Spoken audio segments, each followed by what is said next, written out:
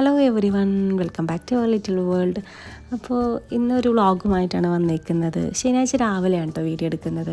അപ്പോൾ ഇന്ന് ബ്രേക്ക്ഫാസ്റ്റിന് ബുൾസയും ബ്രെഡുമാണ്. പിന്നെ ഇങ്ങനെ ബൂസ്റ്റ് പാലിൽ കലക്കി കുടിക്കില്ലേ, അതെനിക്ക് ഭയങ്കര ഇഷ്ടമാണ് കേട്ടോ. ഡെലിവറിക്ക് ശേഷമാണ് ഇങ്ങനെയൊക്കെ കുടിച്ച് ഇഷ്ടപ്പെട്ട് തുടങ്ങിയത്. അതിന് മുൻപൊന്നും എനിക്ക് ഇഷ്ടമല്ലായിരുന്നു. അങ്ങനെ അപ്പോൾ ഇതാണ് ബ്രേക്ക്ഫാസ്റ്റ്. പിന്നെ തലേ ദിവസം വൈകുന്നേരം ഞാൻ കുറച്ച് കൊഴുക്കട്ട ഉണ്ടാക്കിയിട്ടുണ്ടായിരുന്നു. അരിപ്പൊടിയിലേക്ക് കുറച്ച് ഉപ്പ് ഇട്ട് കൊടുക്കുക, പിന്നെ തിളച്ച വെള്ളം ഒഴിച്ചിട്ട് ഒന്ന് മിക്സ് ചെയ്തെടുക്കുന്നുണ്ട് കേട്ടോ. പിന്നെ ഇത് വറുത്ത അരിപ്പൊടിയാണ് കേട്ടോ. പിന്നെ വെള്ളം എത്രയാണോ വേണ്ടതെന്ന് വെച്ചാൽ അതനുസരിച്ച് ഇട്ട് കൊടുത്തിട്ട് ഒന്ന് നല്ലപോലെ ഒന്ന് മിക്സ് ചെയ്തെടുക്കുന്നുണ്ട്. പിന്നെ അത് തണുക്കാൻ വേണ്ടി ഒന്ന് വെയിറ്റ് ചെയ്യുന്നുണ്ട്. അപ്പോൾ ആ ഒരു ടൈമിൽ ഒരു ബൗളിലേക്ക് കുറച്ച് തേങ്ങ ഇട്ട് കൊടുത്തിട്ടുണ്ട്. പിന്നെ ശർക്കര പൊടി റെഡിമെയ്ഡായിട്ട് വാങ്ങിക്കാൻ കിട്ടും കേട്ടോ. അപ്പോൾ ഡബിൾ ഓസിൻ്റെ ശർക്കര പൊടിയാണ് വാങ്ങിച്ചിട്ടുള്ളത്. എന്നിട്ട് ഇത് രണ്ടും കൂടെ നല്ലപോലെ ഒന്ന് മിക്സ് ചെയ്തെടുക്കാം. ഇനിയിപ്പോൾ നിങ്ങൾക്ക് ശർക്കരപ്പൊടി ഇങ്ങനെ ശർക്കര ഉണ്ടല്ലോ, അതിങ്ങനെ ചെരുവിയെടുത്താലും മതി.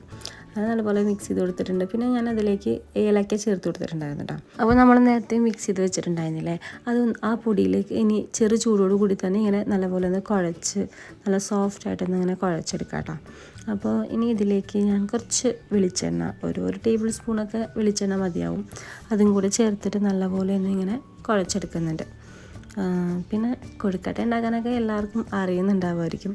അപ്പോൾ ഞാനിങ്ങനെ കൊഴുക്കട്ട ഉണ്ടാക്കിയപ്പോഴത്തേക്കും വീഡിയോ എടുത്ത് നിങ്ങൾക്കൊന്ന് ഷെയർ ചെയ്യാമെന്ന് വിചാരിച്ചു.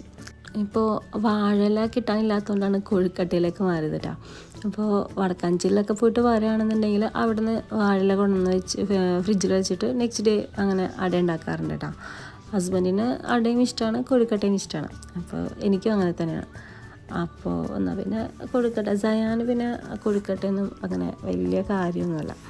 അങ്ങനെതാ. അപ്പോൾ ഞാൻ നല്ലപോലെ പൊടി നല്ലപോലെ ഒന്ന് കുഴച്ചെടുത്ത പൊടീനെ ഞാനിങ്ങനെ ഡിവൈഡ് ചെയ്തെടുത്തിട്ടുണ്ട്.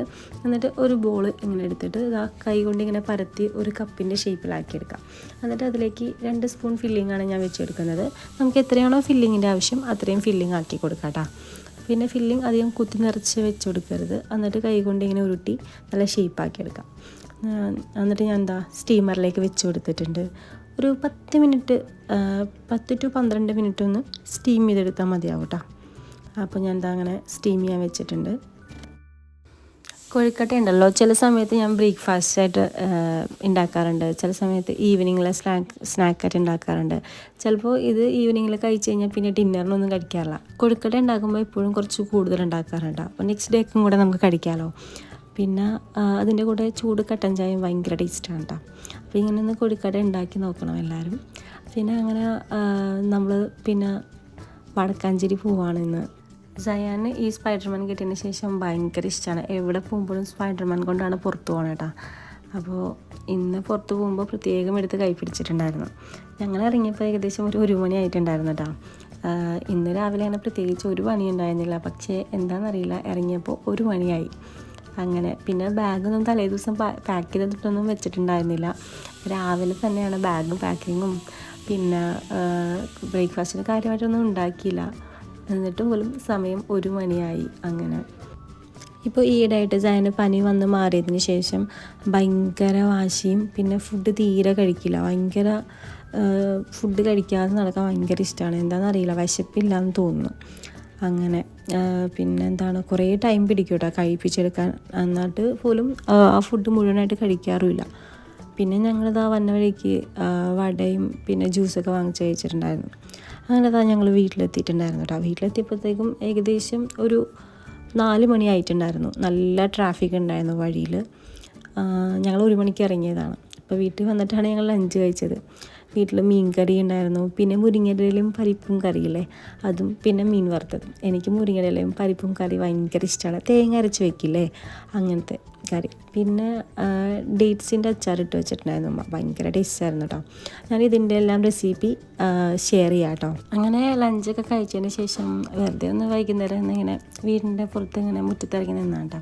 അപ്പോൾ സയാൻ പൂച്ചനെ കണ്ടു. പൂച്ചനെ കണ്ടിട്ട് പൂച്ചയുടെ പുറകെ ഓടാൻ വേണ്ടി നോക്കുകയാണ്. പൂച്ച അതിനും സ്പീഡിൽ ഓടിക്കളഞ്ഞു.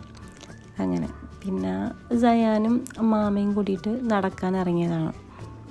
അങ്ങനെ പിന്നെന്താ, പിന്നെ സയാന് ഉമ്മ കുറച്ച് ഡ്രസ്സ് വാങ്ങിച്ചു വെച്ചിട്ടുണ്ടായിരുന്നു. പിന്നെ ഞങ്ങളുടെ വെഡ്ഡിങ് ആനിവേഴ്സറി വരാൻ പോവാണല്ലോ, അപ്പോൾ അതിന് വേണ്ടിയിട്ട് ഉമ്മ കുറച്ച് ഗിഫ്റ്റുമൊക്കെ വാങ്ങിച്ചു വെച്ചിട്ടുണ്ടായിരുന്നു കേട്ടോ. അതാ ഈ ഒരു ടോപ്പാണ് വാങ്ങിച്ചു തന്നത്. ഹസ്ബൻഡിന് ഈ ഒരു ഷർട്ടും. കിളിയുടെ കൂട്ടിലൊരു പാമ്പ് കയറിയിട്ടാ. ചേരയാണ് ഒരു കിളീനെ പിടിച്ചിട്ടുണ്ടായിരുന്നു കേട്ടോ.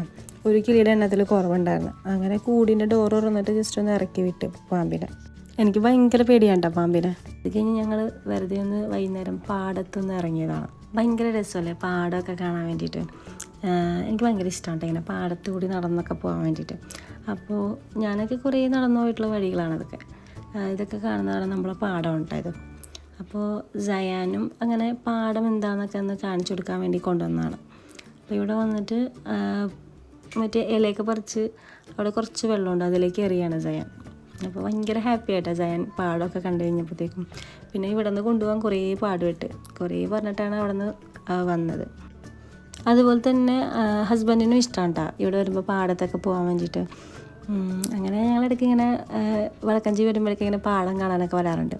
പിന്നെ ഇതിൻ്റെ ഒരു മുൻപ് ഞാൻ കുറച്ച് നാൾ മുൻപ് പാടത്തിൻ്റെ വീഡിയോസൊക്കെ ഷെയർ ചെയ്തിട്ടുണ്ടായിരുന്നു. അതുകൊണ്ട് കുറേ വീഡിയോസൊന്നും ഇപ്പോൾ എടുത്തിട്ടില്ല കേട്ടോ.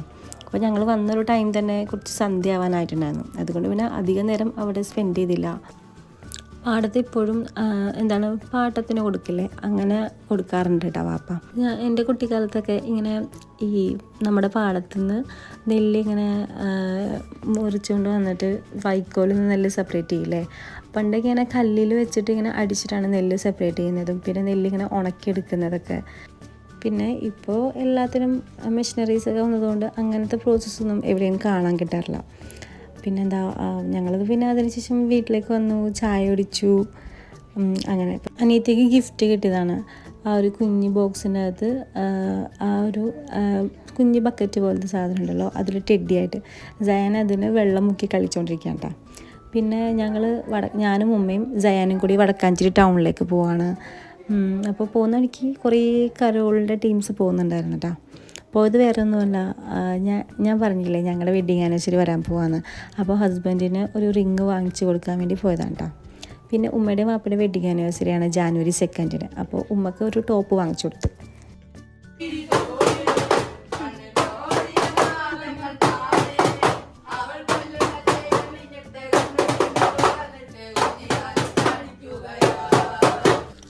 പിന്നെ സയാൻ തന്നെ ചെരുപ്പിടാൻ വേണ്ടി നോക്കാൻ കേട്ടോ. ഞങ്ങൾ തറവാട്ടിലേക്കൊന്ന് പോയിട്ടുണ്ടായിരുന്നു. അങ്ങനെ പിന്നെ സുന്നും സയാനും കൂടി ഭയങ്കര കളിയാണ്. അങ്ങനെ കുറേ നേരം ഇരുന്ന് സംസാരിച്ചു അവിടെ. പിന്നെ വാപ്പ കടയിൽ നിന്ന് നേരെ തറവാട്ടിലേക്ക് വന്നിട്ടുണ്ടായിരുന്നു. പിന്നെ അവിടെ എല്ലാവരും കുറേ നേരം ഇങ്ങനെ ഇരുന്ന് സംസാരിക്കായിരുന്നു കേട്ടോ. അപ്പോൾ ഞാൻ അധികം വീഡിയോസൊന്നും എടുത്തിട്ടില്ല. ഇതാണ് വാപ്പയുടെ ഉമ്മയും വാപ്പയും. അവരിങ്ങനെ അടുത്തുനിന്ന് സംസാരിക്കുന്നുണ്ടപ്പോൾ ജസ്റ്റ് ഒന്ന് വീഡിയോ എടുത്താണ്. അപ്പോൾ ഉപ്പയുടെ അനിയൻ ഓഫീസിൽ നിന്ന് വന്നപ്പോൾ കേക്ക് കൊണ്ടുവന്നിട്ടുണ്ടായിരുന്നു ഓഫീസിൽ നിന്ന്. അപ്പോൾ സയാനെയും സുനുനും കൊണ്ട് കട്ട് ചെയ്യിക്കുകയാണ്.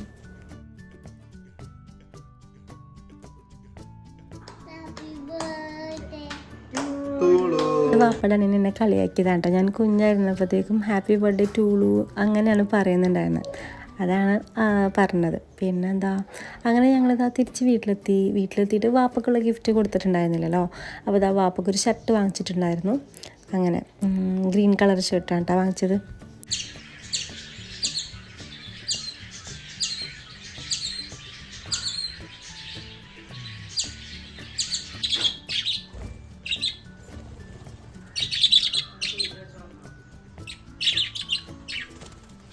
പിന്നെ വീഡിയോ എടുക്കുന്നത് നെക്സ്റ്റ് ഡേ മോർണിംഗ് ആണ് കേട്ടോ.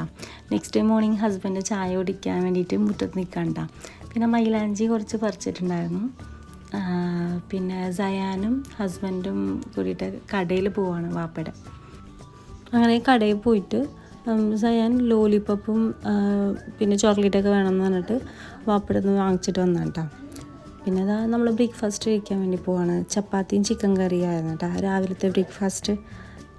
അങ്ങനെ ഞങ്ങളെല്ലാവരും കൂടി ഇരുന്ന് ബ്രേക്ക്ഫാസ്റ്റൊക്കെ കഴിക്കാമായിരുന്നു. ചില ദിവസം വാപ്പ 7:45 8 മണി ആ ഒരു സമയത്ത് ഷോപ്പ് തുറക്കാറുണ്ട്. അപ്പോൾ അങ്ങനെയുള്ള ദിവസം ഉമ്മ വാപ്പക്കുള്ള ബ്രേക്ക്ഫാസ്റ്റ് കൊടുത്തു വിടാറുണ്ട് കേട്ടോ. പിന്നെ വീട്ടിൽ വന്നു കഴിഞ്ഞാൽ കുക്കിംഗ് എല്ലാം ചെയ്യണത് ഉമ്മ തന്നെയാണ് കേട്ടോ. ഞാനിവിടെ വന്നിട്ട് ജസ്റ്റ് കഴിക്കാറ് മാത്രമേ ഉള്ളൂ. പിന്നെ ഞങ്ങളെല്ലാവരും കൂടി ഒരു ചെറിയ ട്രിപ്പ് പോവാണ്. എവിടെയാണെന്നുള്ളത് അടുത്ത വീഡിയോയിൽ ഷെയർ ചെയ്യാം കേട്ടോ. അപ്പോൾ അടുത്ത വീഡിയോ ആയിട്ട് കാണുന്നവരെ എല്ലാവർക്കും ബൈ ബൈ. Thank you.